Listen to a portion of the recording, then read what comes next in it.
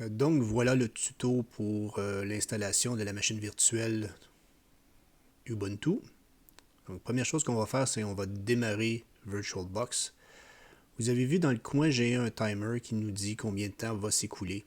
Ça va nous donner une idée du temps que ça devrait prendre à faire l'installation.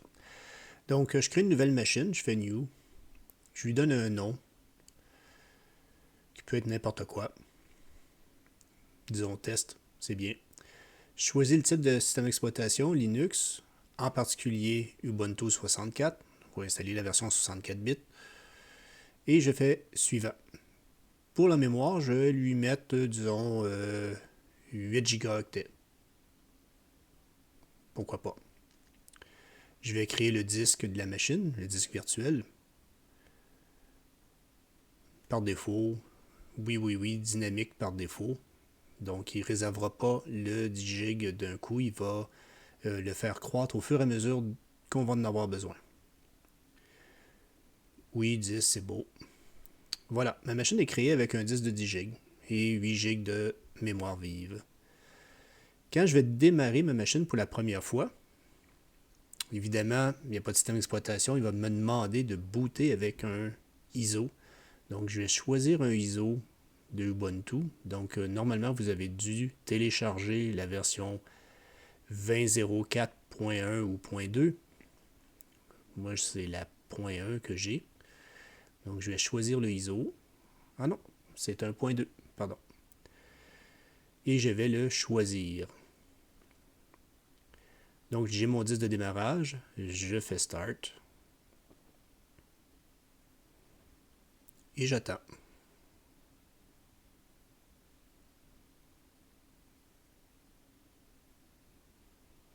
Première chose qu'il fait, c'est vérifier que le ISO est correct. Donc, ça peut prendre plus ou moins de temps en fonction de la performance de votre machine. Bon, ici, ça a pris 3 secondes, mais ça pourrait prendre des minutes.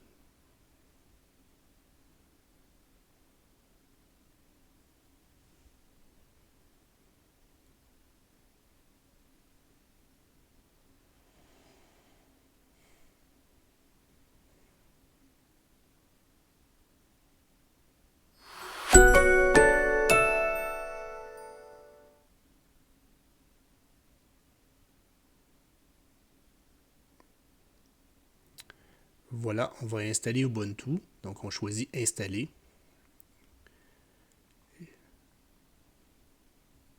On choisit le clavier, le langage par défaut.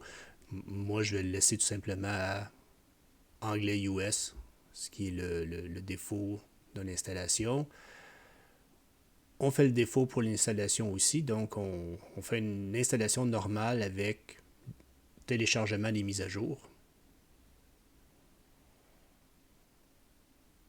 Donc au fur et à mesure que l'installation progresse, il devrait télécharger les mises à jour.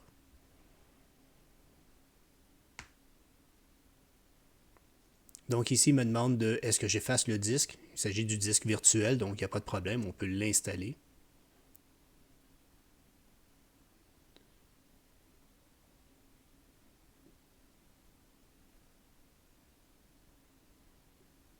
Il me demande de confirmer que c'est bien ce disque que je veux écraser. Donc je continue.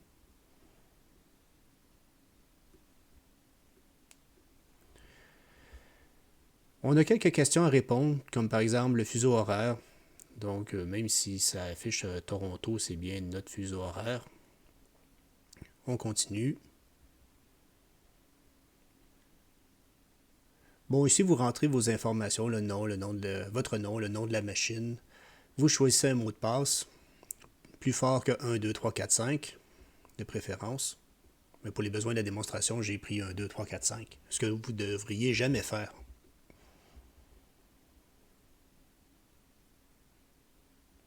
Et voilà, l'installation est lancée.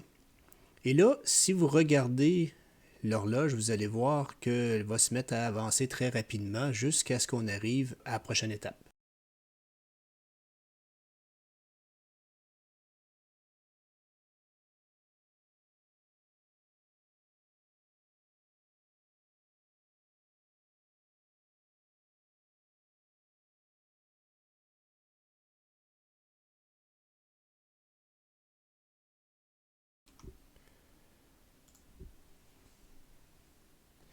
Bon, la première partie de l'installation est terminée. Il va demander de redémarrer. Je fais oui, je le veux. Bon, il se plaît ici de retirer le DVD virtuel du lecteur virtuel, mais on va ignorer, on fait juste faire Enter. Ça redémarre.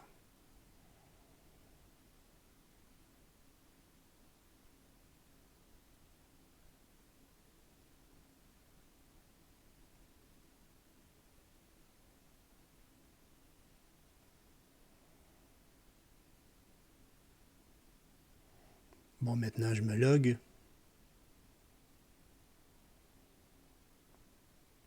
Et la première chose que je vais faire, dès que je vais récupérer mon desktop,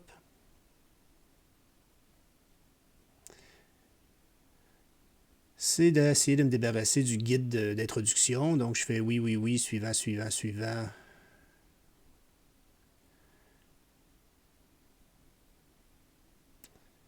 Bon, une fois que ça c'est fait, je vais dans Devices, je vais insérer le Guest Addition CD. Ça, qu'est-ce que ça va nous donner? C'est les drivers pour la machine virtuelle, à l'intérieur de la machine virtuelle, pour finalement accéder efficacement au hardware réel de la machine. Donc, dont en particulier des résolutions raisonnables. Donc, ici, il m'a demandé de le télécharger. J'ai fait oui. Est-ce qu'on veut l'insérer? Oui. Et quand je l'insère, ça va me dire, ah, voici, j'ai un script à exécuter. Est-ce que tu veux l'exécuter? Oui, je le veux. Je rentre le mot de passe de la machine virtuelle. Et ça prend quelques secondes.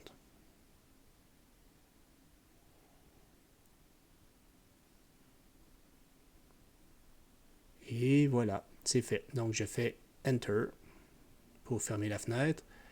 Et il me reste seulement à choisir une résolution raisonnable pour ma machine.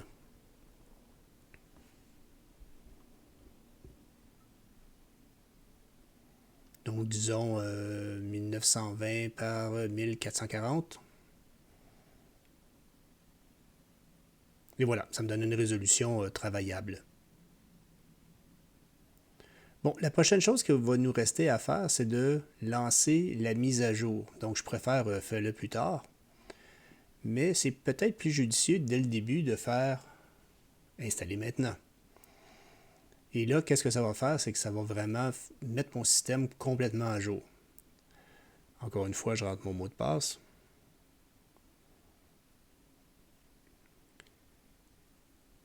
Et le coquin a minimisé la fenêtre. Donc, pour voir les fenêtres minimisées, je vais dans Activities, complètement dans le coin en haut à gauche. Je clique dessus et je choisis ma fenêtre. Ça me l'amène. Je peux faire après ça les détails pour voir qu'est-ce qui se passe. Et maintenant, ça va lancer la mise à jour avec les dernières versions d'absolument tout pour Ubuntu 20.04.2. Ça ne sera pas instantané, donc encore une fois, on va accélérer le déroulement du temps.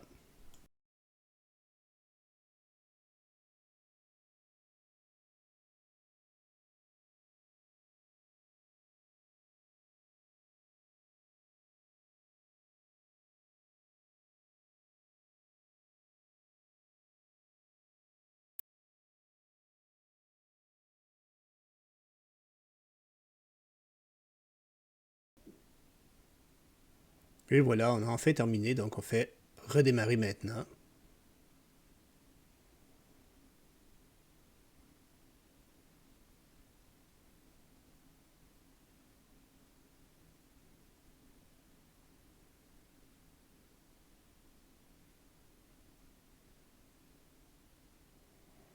Voilà, je me log à nouveau.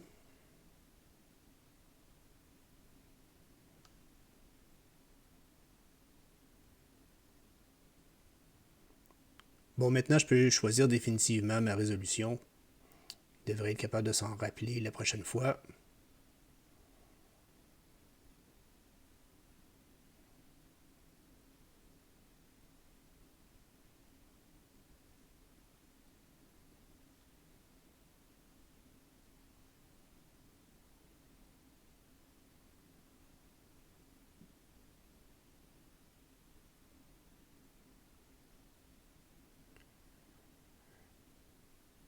Bon, la prochaine étape va nous demander d'utiliser le terminal. Donc, pas avoir à aller le chercher ici, je vais le rajouter aux favoris.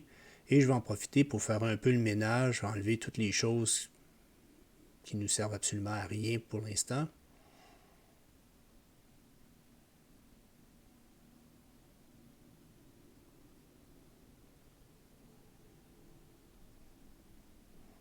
Bon, si vous voulez agrandir, vous pouvez faire Shift Ctrl plus pour agrandir la fonte.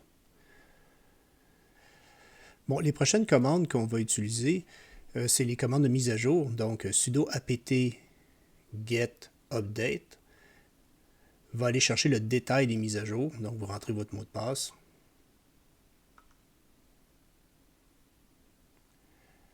Ensuite, vous allez faire apt-get upgrade avec la commande new packages qui va traîner vraiment toutes les mises à jour et les appliquer. Bon, ici, on les a déjà toutes faites, donc il ne reste pas grand-chose à faire. Il nous dit cependant qu'on a un paquet qui n'a plus d'utilité. Donc, pour s'en débarrasser, on peut faire auto remove.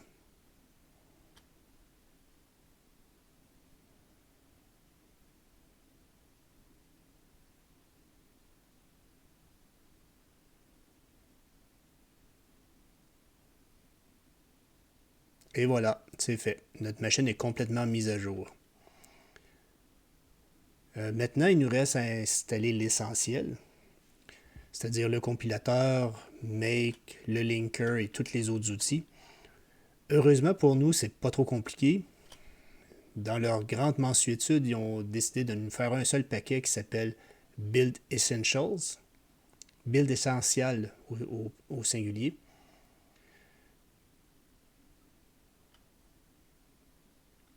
Et ce meta package va traîner toutes les dépendances du compilateur C++, C, plus un paquet d'outils de développement comme les make et makefile et les manpage des langages. Donc, est-ce qu'on veut?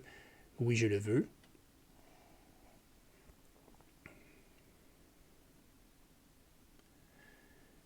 Et ça ne sera pas trop long à installer.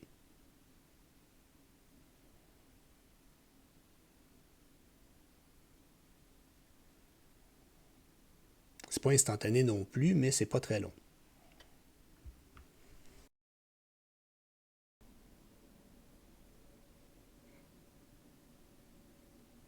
Et voilà, c'est fait. Donc, il nous reste juste à vérifier que le compilateur est bien installé. Donc, je vais invoquer G++ et lui demander de m'afficher la version. Et voilà, 9.3.0, c'est la bonne version et on a fini. Il ne reste plus qu'à éteindre.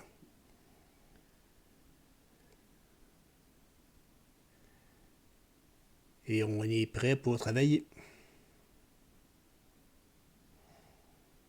Donc ça a pris tout juste au-dessus de 45 minutes en temps réel. C'est pas si mal.